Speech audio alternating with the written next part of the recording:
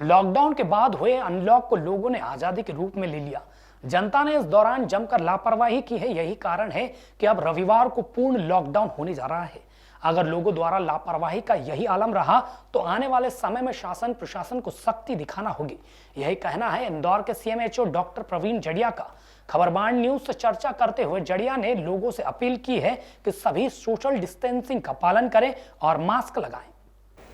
लगातार इंदौर में मरीजों का आंकड़ा बढ़ता जा रहा है। जहां देश की बात करें तो देश में लगातार मुंबई जैसे शहरों के अंदर भी मरीजों का जो आंकड़ा है वो काफ़ी हद तक बढ़ता नज़र आ रहा है। भोपाल के अंदर भी लॉकडाउन की स्थिति बन गई है, लॉकडाउन कर दिया गया है। वहीं इंदौर में भी मरीजों का आंकड़ा लगातार इस हफ्ते काफ़ी बढ़ गया है। इंदौर को पूरी तरह से खोलने की जो कवायद की गई थी उसके अंदर मरीजों का आंकड़ा लगातार बढ़ता जा रहा है। आइए हम बात करते हैं डॉक्टर प्रवीण जड़िया से, जो कि इंदौर की सारी स्थितियों पर नज़र रखते हैं। उनसे पूछते हैं किस प्रकार से मरीजों का आंकड़ा जो है वो कम हो पाएगा, क्योंकि लगातार स्थिति बिगड़ती नज़र आ रही है। इसी कवायद में रविवार को पूर्ण लॉकडाउन की घोषणा भी प्रशासन कर चुका है।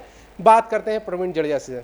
सर, किस प्रकार से अब आंकड़े जो हैं लगातार बढ़ते चले जा रहे हैं, मरीजों की संख्या लगातार बढ़ती चली जा रही है?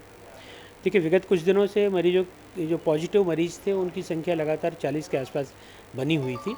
और जैसा कि सर्वविदित है कि 1 तारीख से 15 तारीख तक जुलाई माह में हम लोग किल कोरोना प्रोग्राम के तहत प्रत्येक पॉपुलेशन को कवर कर रहे हैं। हर घरों में जाकर हर जनसंख्या को हम लोग जांच कर रहे हैं कि उनमें किसी को सर्दी खांसी बुखार जैसे लक्षण अभी तो नहीं है, 7 दिन पहले तो नहीं थे या उसके पूर्व तो नहीं थे। निश्चित तौर पे जब इतनी बड़ी जनसंख्या को हम लोग खोजेंगे और उनसे लक्षणों की प्राप्ति करेंगे और उनका सैंपल लेंगे तो जायज़ बात है कि कुछ मरीजों की संख्या पॉजिटिव अधिक आ सकती है। ये बिल्कुल भी इसमें स्थिति बिगड़ने जैसी कोई कंडीशन नहीं है और इसे पैनिक होने की कोई आवश्यकता नहीं है। ये एक अच्छा कदम माना जाना चाहिए कि अधिक लोगों को जो संक्रमित होकर दूसरों को संक्रमित कर सकते थे उन्हें प्रशासन की सजगता के कारण जल्दी ढूंढ लिया गया है। सर, पूर्ण रूप से इंदौर खोल दिया गया है, जिसके कारण क्या मरीजों की संख्या अब बढ़ती नजर आ रही है? क्या ये एक दूसरे के संपर्क में आने से भी कोरोना बढ़ रहा है अभी हाल फिलहाल की स्थिति में इंदौर में?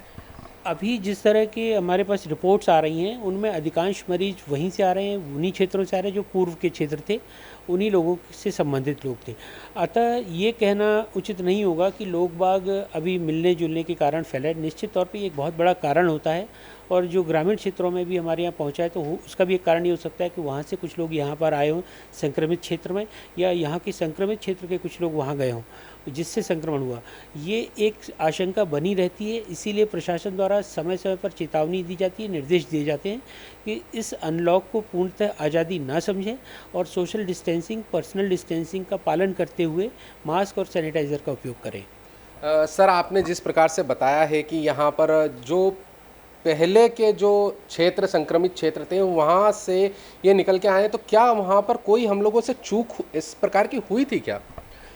जी नहीं, इस चूक की कोई बात नहीं। जैसे सबको मालूम है कि वायरस का इंक्यूबेशन पीरियड 15 दिन तक होता है, तो पहले चरण में जब हम लोगों ने जांच करने हमारी सर्वे दल पहुंची, हो सकता है उस वक्त उन लोगों के लक्षण ना आए हों और उन्होंने उस सर्वे में बताया कि उन्हें कोई तकलीफ़ नहीं है। इसीलिए ये सर्वे बार बार किया जा रहा है। तीसरी बार ये पूरे शहर का सर्वे किया जा रहा है, जिसमें जो भी संदिग्ध मरीज़ जिन्हें पहले कभी कोई लक्षण ना आया हो, अब यदि कोई लक्षण आ जाता है या फिर अभी नए खोजे गए मरीज के वो प्राइमरी या सेकेंडरी कांटेक्ट होते हैं, ऐसे मरीज हमारे सामने आ सकें, ये एक बहुत बड़ी कवायद है और इसमें कहीं भी चूक की कोई संभावना नहीं है। सर, मोहल्ला क्लिनिक कितना सहायक हुआ है? क्योंकि मोहल्ला क्लिनिक से कई बार कुछ बीमारियां ऐसी थी, संदिग्ध बीमारियां, जिनके कारण कुछ ऐसी संभावनाएं बन रही थी, तो कितना हम लोगों को मोहल्ला क्लिनिक ने सहायता कर पाई है? न सिर्फ मोहल्ला क्लिनिक बल्कि जितनी यूपीएससीज हैं, सीडीज़ हैं, इनके द्वारा भी पेशेंट्स की स्क्रीनिंग की जा रही है और उनको फीवर क्लिनिक में भेजा जा रहा है। यहाँ पर ये ज्ञातव्य हो कि हमारे पास शहर में 19 फीवर क्लिनिक्स हैं जो प्रत्येक जोन में एक के मान से बनाई गई हैं। इनमें कोई भी व्यक्ति जो संभावित लगता है वो अपने आप वहाँ जाकर जांच करा सकता है। इसके अतिरिक्त वहाँ आने वाले प्रत्येक मरीज की भी फीवर स्क्रीनिंग की जाती है।